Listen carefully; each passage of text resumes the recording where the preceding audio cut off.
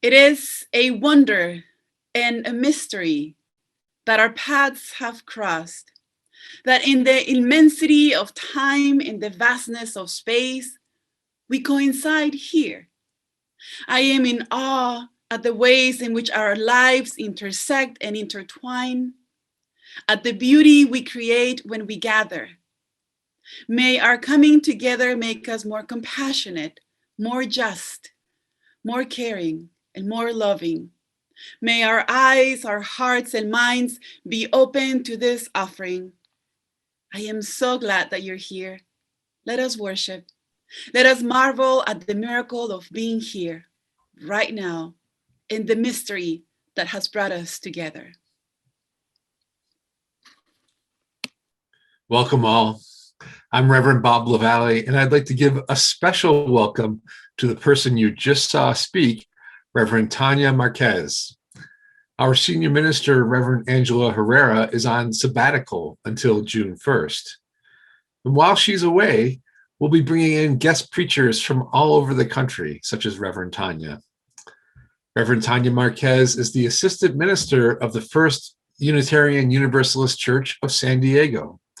She's also a group leader for an organization I love, the UU College of Social Justice.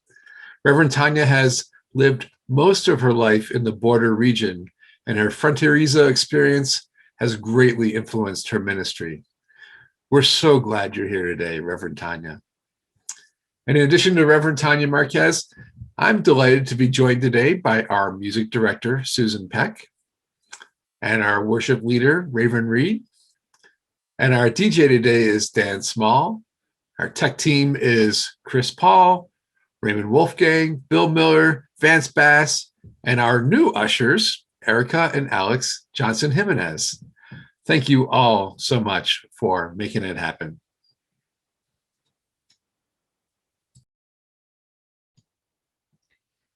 Last fall, more than 35 members of First U participated in the Beloved Conversations program offered through Meadville Lombard Theological School. Meadville is offering a new session this spring, and registration is open now. The content of the spring session will be all new, so prior participants are encouraged to take the program again. This program offers meditations on race and ethnicity and uses a variety of learning modes like large group meaning-making sessions, small group learning pods, and individual study. For more information, check out this week's broadsheet. A link to the broadsheet is in the chat bar. If you have more questions about the content, email Reverend Bob at blavalle@uuabq.org.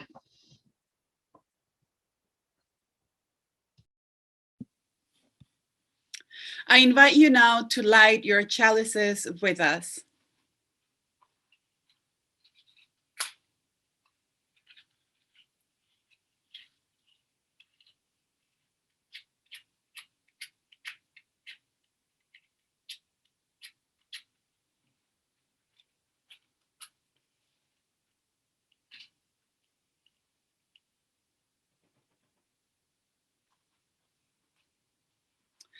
Symbol of the sacred space created by our coming together.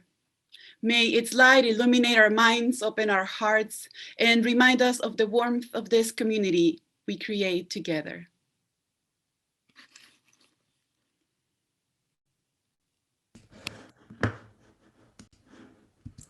Good morning. Will you join me in singing, please?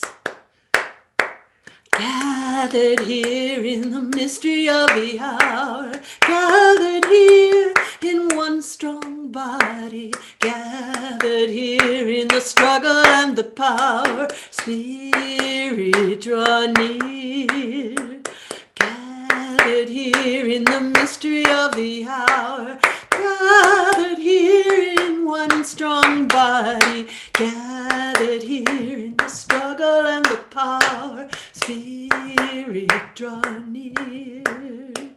Gathered here in the mystery of the hour, gathered here in one strong body, gathered here in the struggle and the power.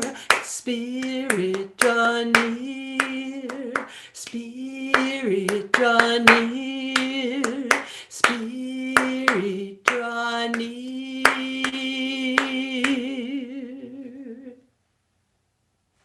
Hi, my name is Esme Maxton. Today we're going to do the Children's Affirmation. We are Unitarian, we are Universalists. We are people of faith, open minds, loving hearts, and helping hands. 2, 1, 2, clap. My hands are strong enough, they're strong enough, and I'm good enough. My hands are strong enough to give love. I know that my hands are strong enough, to give love. My hands are strong enough to give love. I know that my heart is strong enough to give love. My heart is strong enough to give love. I know that my life is strong enough to give love. My life is strong enough to give love. My heart is strong enough to give love. My heart is strong enough to give love. My hands are strong enough to give love.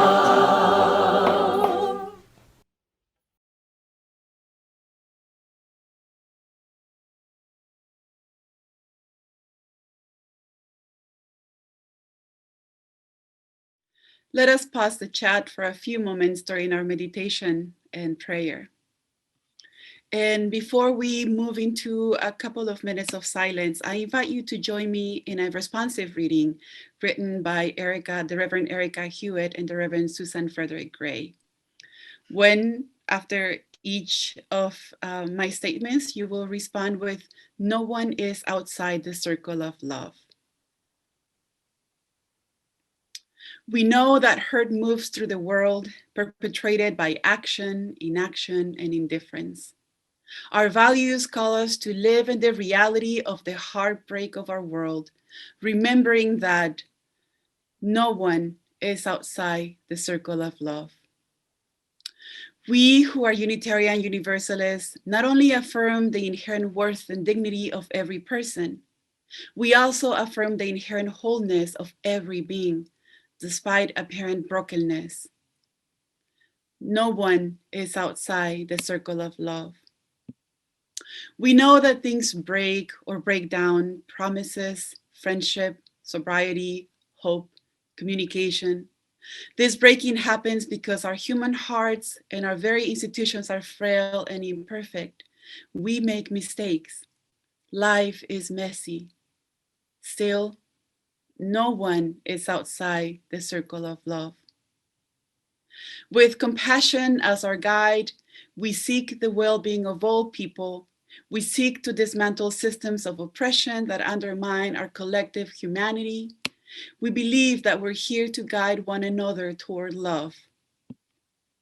No one is outside the circle of love. No matter how fractured we are or once were, we can make whole people of ourselves. We are whole at our core because of the great, unnameable, sometimes inconceivable love in which we live. No one is outside the the circle circle of of love. love. And now, holding these words in your heart, in your mind, I invite you into 2 minutes of silence.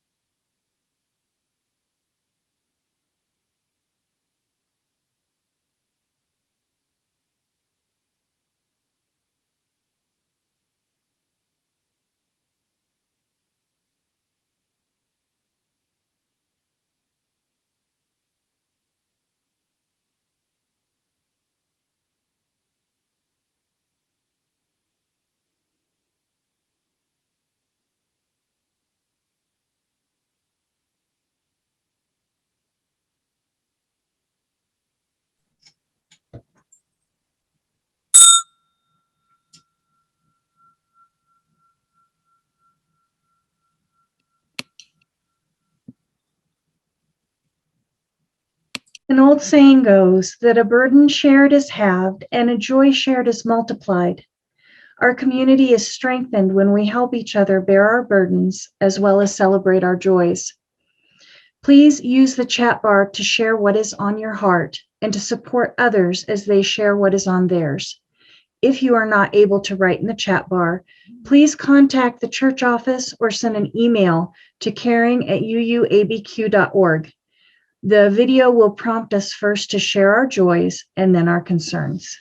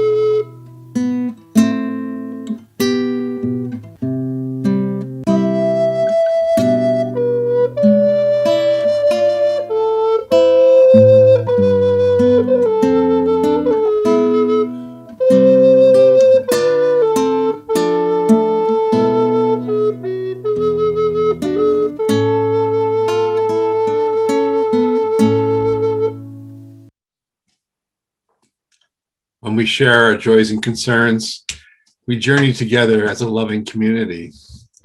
We see each other. We see the joy of Black History Month, although every month is Black History Month, and bluebirds and nature, friends and the signs of spring. And we see the joy of appreciating the simple things we have, the basics like food and shelter. And we give thanks for a successful board retreat for our new board of directors at First Unitarian for 2021, and all the folks who will be working so hard trying to be stewards of this amazing organization. And we hold up the sorrows. We hold up those who are grieving or hurting for their pets. They truly are members of the family. And we think of Sharon as she faces an operation, and Susan's mother, Betty.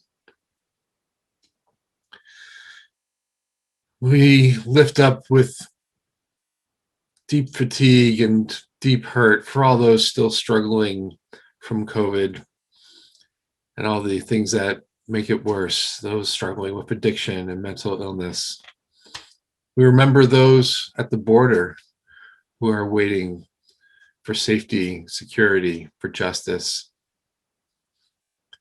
And we lift up our concerns about climate change and the drought here in New Mexico and how that might possibly change us. We see our joys and concerns and the joys and concerns held in our hearts that are keenly felt, even if they are unspoken. All these we lift up to the great powers of celebration and healing and renewal that are known by many names. We pray today with the words of Reverend Elizabeth Buki, who serves our sibling congregation in Jamaica Plain, Boston. When the cold of isolation spreads over our lives, we reach out our hearts for one another. When we are lost and hope is gone, we teach each other to go on and to do the next right thing. When selfishness is all too attractive, we remind each other how to put someone else's needs above our own. When oppression restricts our power, we help each other to step into it and to grow into something new. Although society tells us to conceal and not feel, we melt our frozen hearts with the power of love. May we all be held in the heart of love. Peace be with you.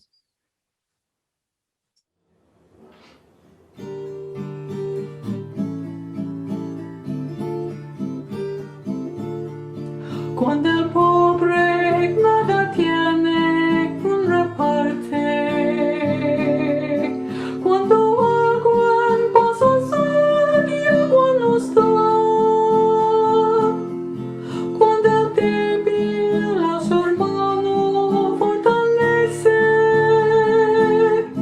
Pa' Dios mismo en nuestro mismo camino. A Dios mismo en nuestro mismo caminar. When compassion gives the suffering consolation,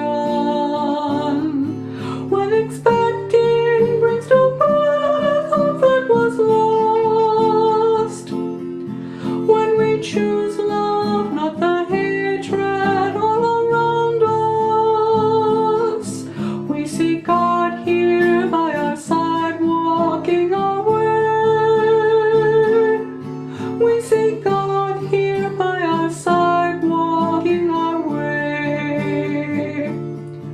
Cuando crece la alegría nos inunda. Cuando dicen nuestros labios la verdad. Cuando lloramos a sentir de los sencillos, a Dios mismo en nuestro mismo caminar, a Dios mismo en nuestro mismo caminar. When the goodness poured from heaven fills our dwelling,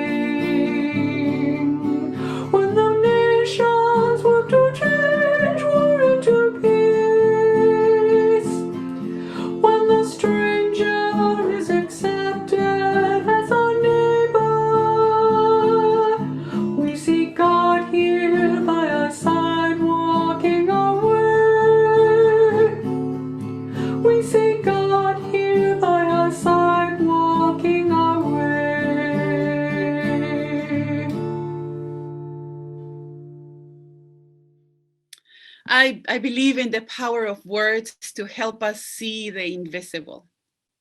One of my favorite anecdotes about the power of words is when I was teaching Spanish at a community college, and when I corrected my students' translation of community college from colegio comunitario to universidad comunitaria.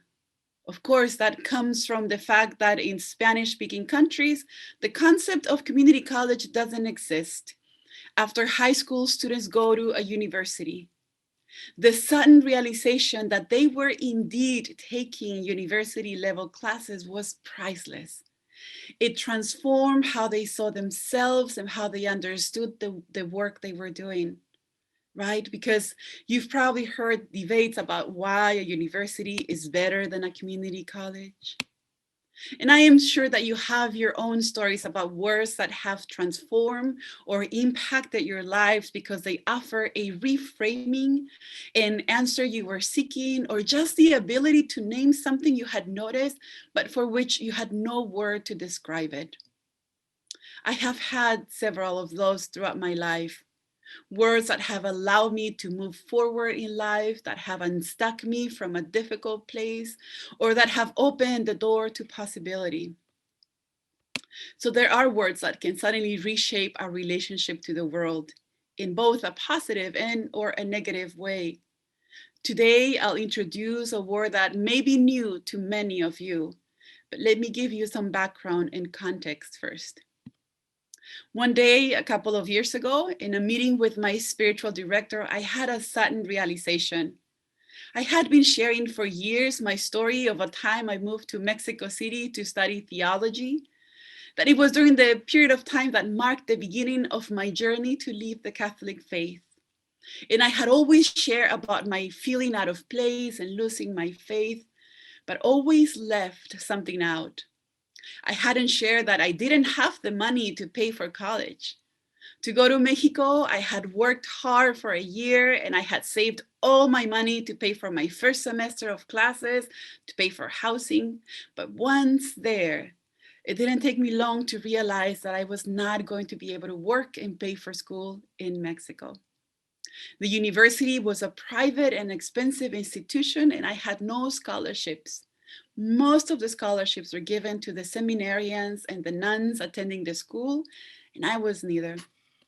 Now, I didn't share that information because I had already internalized the many messages I received growing up about being poor. They are so hard to escape. Turn on the television and you see how people are portrayed in movies and series. Success is wrapped up in nice clothes, purchasing power, etc. Poverty is pervasively presented as a flaw of the individual. Forget about housing cost, low wages. Maybe you've been there already and you know this really well. It is incredibly expensive to be poor, because being poor is systematically understood as a flaw in character. Those with less resources are often hit with higher interest rates, higher penalties, and higher prices when they can't afford to pay wholesale or bulk prices for the items they need. Maybe you never thought of your Costco card and your Costco purchases as privilege, but they are. But many of the penalties and high prices of housing, schools, and services are so in order to keep those with less purchasing power away. It is a form of segregation. But we still love, though, the stories of the one who makes it, who overcomes all adversity and becomes a millionaire. And our culture uses that narrative as proof that the same possibility exists for all. And those who don't make it so far didn't work hard enough. Poverty is not having the freedom to choose. I don't think anyone ever told me that I was supposed to feel shame for not having money and for not being able to pay my way through a private university. I don't think anyone had such conversation with me, but it was not necessary. I had already been acculturated to just know that. It just took paying attention to the way women with food vouchers are looked out to the annoyance people feel when they find out that they're behind someone who has week vouchers or food vouchers to pay for their food. Women who don't have to put up with dirty looks for comments about how long they take have moved their purchases to some specialized stores where they don't have to deal with this staring from people. The way people talked about how panhandling was a great way to get money. There was a story not long ago about a panhandler at the border who posted a picture of himself eating lobster in the tourist town of Puerto Nuevo. And the divided comments about whether he was entitled to such a meal or not. I learned to doubt the ability of a homeless person to make good choices and to offer them food instead of money. In other words, the poor in our communities are often treated paternalistically and as an inconvenience.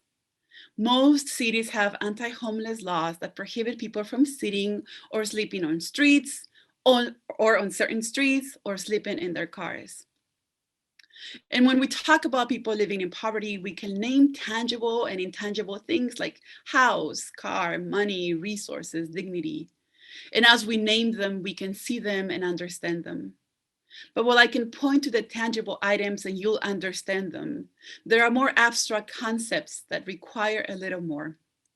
They are unseen and ideological. And when it comes to ideology, in the words of Adela Cortina, a Spanish philosopher and ethicist, ideology, the more silent it is, the more effective, because it can't even be denounced. It distorts reality by hiding it. The ideology Cortina is pointing out is not new, has been noted by many throughout history. It was noted by the theologians who created the theology of liberation. It was noted by thinkers and activists, by the same people at the center of it, the poor. Every year, Fundeo, a nonprofit organization for the use of Spanish, chooses the word of the year. Many of the nominated words have to do with technology and the new language it creates. But in 2017, the word of the year was one coined by Adela Cortina, a word she's been using since the 1990s, but that in today's world acquired a more urgent need for it. According to Fundeo, the word was chosen because of its transformational power. And the word is aporophobia. And it means rejection of the poor or fear of poverty. For Cortina, there's an urgency to name the rejection of the poor, of the destitute, because that attitude is strong in social life, and it's even worse because it functions from a place of anonymity. Precisely because its undisputable reality has not been recognized, it cannot be deactivated. In her book by the same name, Adela Cortina argues that at the center of this rejection of the poor lies the understanding that the poor don't have anything to offer. The poor is the one that is left outside the possibility of giving something back in a world based on the game of giving and receiving. In this sense, they don't have a choice. Cortina felt the need to create a word that could describe a reality she and others had long noticed. And the rise of conservative governments in our country and in other parts of the world at the time that called for sometimes inhumane measures against refugees and immigrants, she points out, is not just because of xenophobia. Foreigners are not feared merely for being from another country. And it doesn't mean that xenophobia isn't real. But the point Cortina makes really clear is that there's a rejection of foreigners who are poor. Those who have money to spend are always welcomed. The investors, the business owners, those who are famous too. But the ones who are perceived as in need, those are the ones being rejected. Activists and human rights advocates have for a long time called attention to the increasing wealth gap in our country. The rich are getting more so and the poor are getting poorer. The current pandemic has deepened this gap as we see working communities and communities of color being hit the hardest by the pandemic. But aporophobia also means fear of poverty. And most of us would fear poverty because we have seen how the poor are treated. the lack of access to healthcare, education, adequate housing, food, and other services.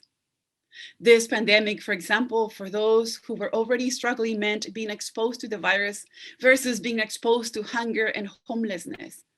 In fact, food insecurity has increased during this pandemic. In New Mexico, it was projected that 21% of the population would experience food insecurity in 2020. What makes it difficult to deal with these complex issues like poverty and its impact on people and community is that because they are not easy to resolve, it's easy for people to look away, to become numb, or they're just not simply paying attention because those issues are not impacting them or their communities directly. And words are powerful.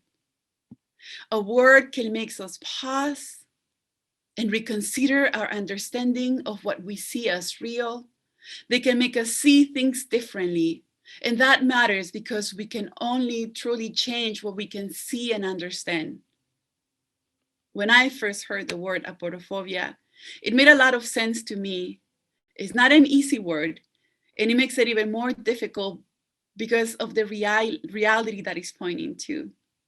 But it has invited me to reflect on the ways in which I perpetuate this ideology with the choices I make, with the words I use. What we have before us, what this word challenges us to do, is to reconsider how we understand the world and what role each of us play in perpetuating invisible ideologies that otherwise we would condemn.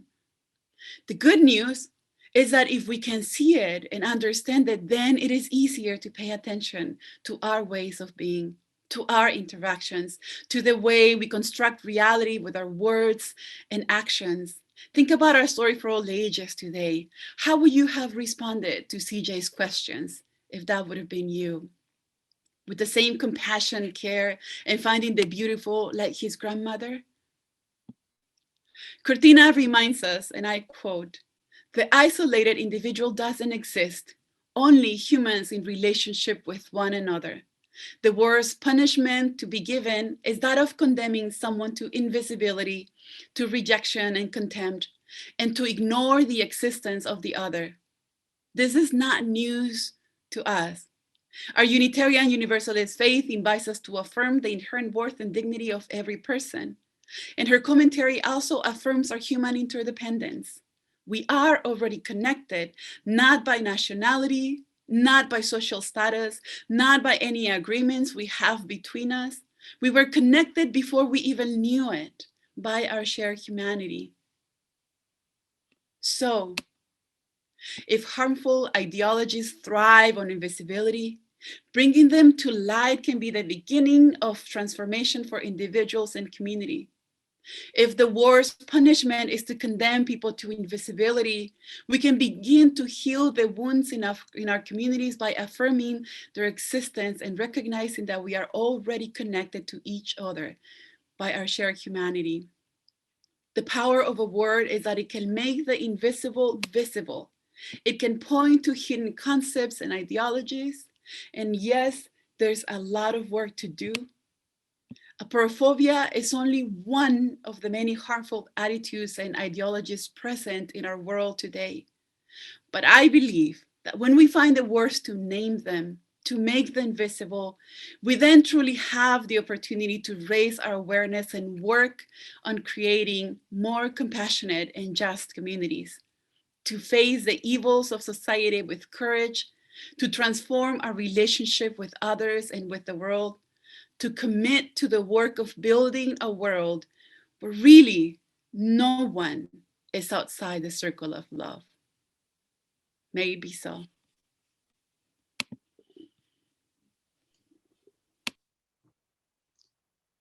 Last Sunday, during our annual meeting, we voted to choose the 2021 recipients of our Change for the Future program.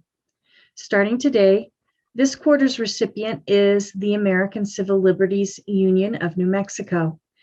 The ACLU of New Mexico protects and advances justice, liberty, and equity as guaranteed by the constitutions of New Mexico and the United States. It is especially focused on groups that have been historically disenfranchised. You can make an offering online by clicking on the link that we'll put in the chat box. And if you prefer not to give online, you can always simply mail a check to the church and include Change for the Future in the memo line. Now let us exercise the enduring power of generosity.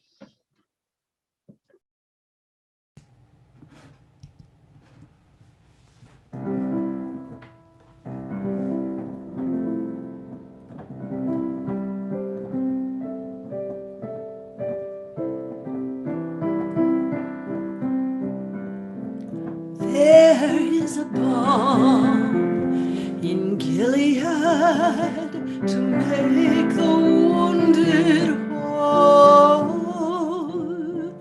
There is a balm in Gilead to heal the sin-sick soul.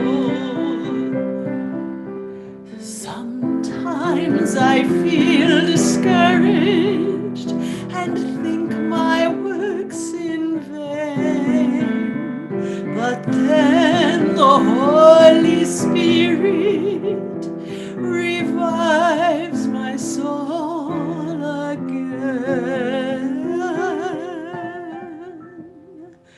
There is a balm in Gilead to make the wounded whole. There is a balm in Gilead to heal the sin-sick soul.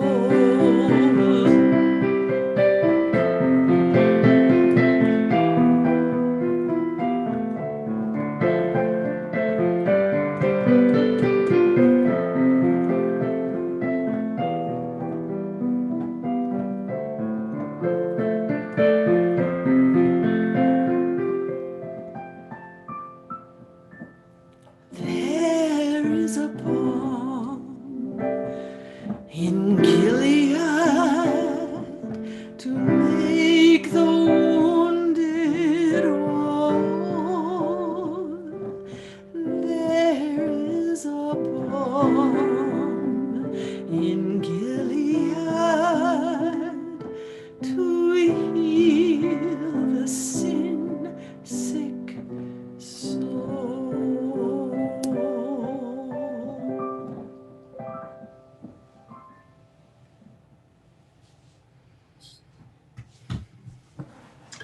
What is generously given is received with gratitude. Thank you on behalf of the ACLU of New Mexico, and thank you on behalf of First Unitarian Church.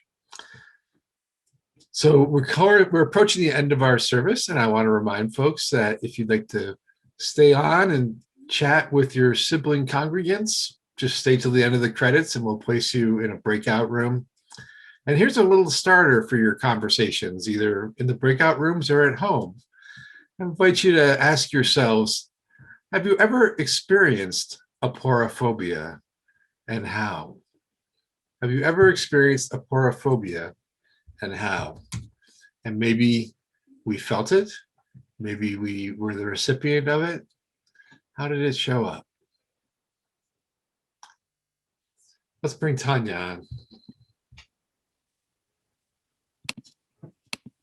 As we extinguish our chalices to mark the closing of this gathering,